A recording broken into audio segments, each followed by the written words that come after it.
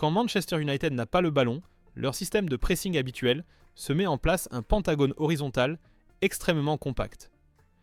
Mais le cœur de cette machine à presser ne se situe pas au milieu de terrain. Il se trouve à la pointe de l'attaque Benjamin Šeško.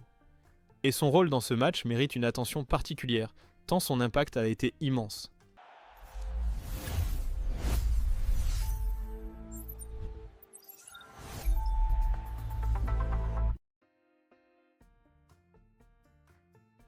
Regardez comment il initie la pression.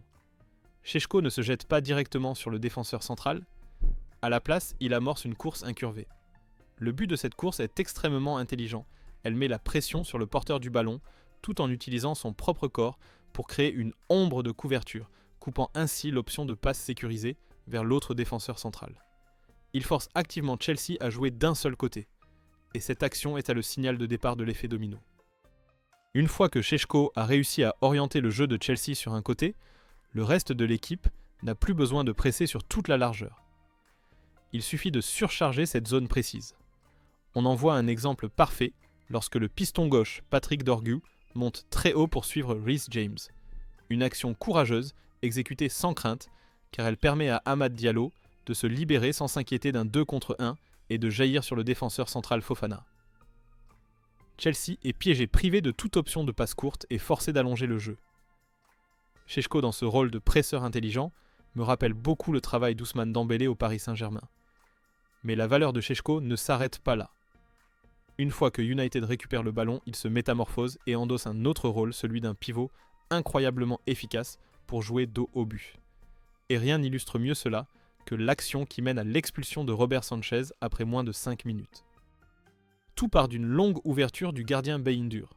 Benjamin Šeško, malgré le marquage, démontre une domination aérienne totale, gagnant son duel contre le défenseur de Chelsea pour réaliser une déviation de la tête parfaite. Au même moment, Bryan Mbeumo effectue un excellent appel dans le dos de la défense. Cette connexion instantanée a mis le gardien de Chelsea dans une situation où il n'avait d'autre choix que de sortir et de commettre la faute. Cette action n'est pas le fruit du hasard, c'est une combinaison programmée. Nous avons beaucoup parlé de la capacité de Šeško dans les duels aériens, déjà à l'époque de Leipzig. Et cette action montre une complicité extrêmement prometteuse entre lui et Mbeumo pour l'avenir. Il n'est pas seulement un finisseur, il crée aussi des espaces et des occasions pour ses coéquipiers, un peu à la manière du duo Ivan Toney, Bryan Mbeumo à Brentford.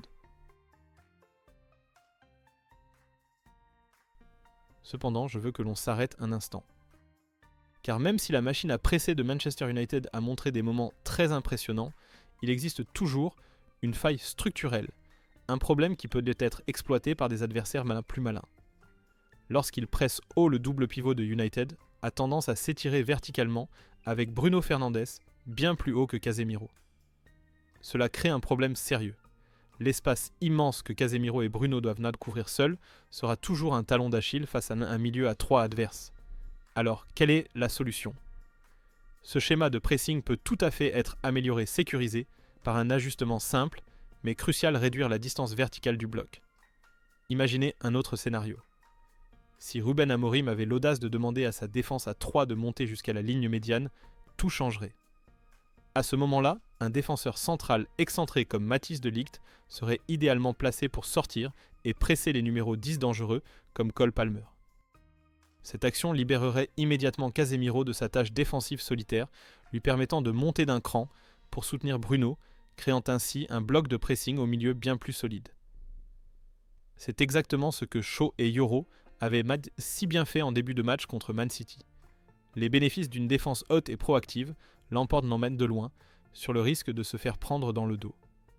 Bien sûr, cela exige un sacrifice, l'entraîneur doit faire confiance et demander à son gardien de jouer comme un véritable gardien libéraux, prêt à sortir de sa surface pour couvrir.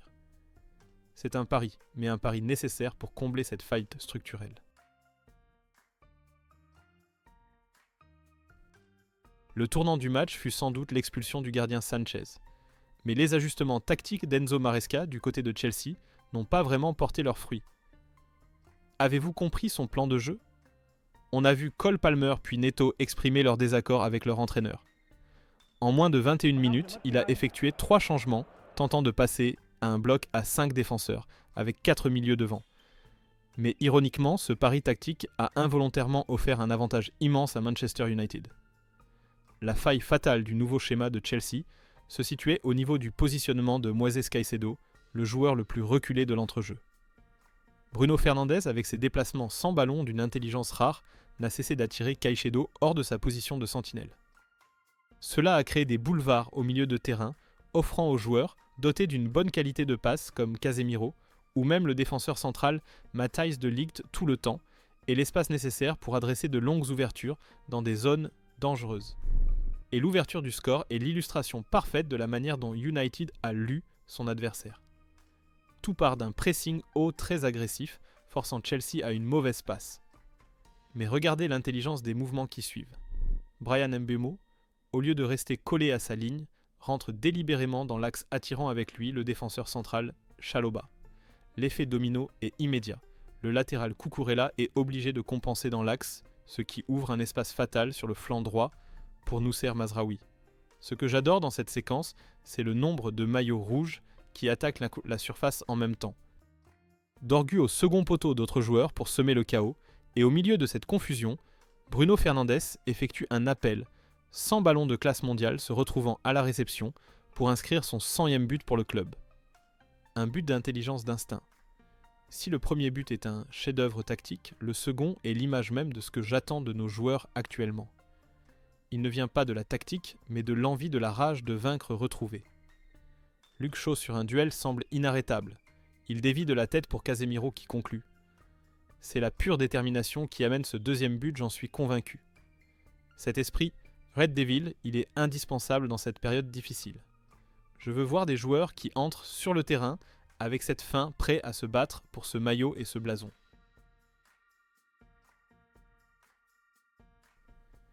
Il y a un point assez fascinant que vous avez sans doute remarqué dans les matchs de Manchester United, aucun match n'est jamais simple. Que ce soit face aux cadors comme Man City ou Arsenal, ou face à des équipes jugées plus faibles comme Burnley ou Fulham Manchester United, a le don de se compliquer la vie. Une immaturité déconcertante dans la gestion du match. Il semble ne pas savoir comment conclure une rencontre sereinement. Le premier problème réside dans la prise de décision dans le dernier tiers. Revoyons cette action de contre-attaque où Bruno Fernandes a le ballon. Il a une option de passe extrêmement simple vers Amad Diallo, complètement seul sur l'aile. Mais au lieu de cela, le capitaine décide de tenter une passe plus difficile pour Benjamin Šeško. Émotionnellement, on peut le comprendre. Bruno veut absolument aider son jeune coéquipier à marquer son premier but. C'est une décision de bon capitaine, mais tactiquement, ce n'est pas le choix le plus intelligent. Mais ce manque de lucidité atteint son paroxysme sur l'action qui mène à l'expulsion de Casemiro. Et tout part d'une décision incompréhensible d'Amad Diallo. Regardons le contexte, Manchester United mène 2-0, l'adversaire est à 10, et il ne reste que quelques minutes à jouer. Le seul objectif à ce moment-là est de contrôler le match. Mais non. Amad Diallo, après avoir récupéré le ballon, décide de lancer un contre rapide vers l'avant. Pourquoi ? Pourquoi faire ça ? Nous n'avons aucun besoin de jouer un football aussi risqué à ce stade de la partie. C'est une question de gestion de match élémentaire. Normalement, Amad aurait dû jouer en retrait, conserver le ballon, ralentir le rythme et laisser tourner le chronomètre. C'est cette décision précipitée qui mène à une perte de balle évitable et ensuite à la faute de Casemiro. Même si son tacle est peut-être licite, c'est un risque qu'il n'aurait jamais dû avoir à prendre. Cette immaturité et ce manque de calme dans les moments décisifs montrent que même avec un système tactique clair, Manchester United a encore un très long chemin à parcourir avant de redevenir une équipe vraiment mature et sereine. Si cette analyse vous a plu, n'hésitez pas à laisser un like pour la chaîne.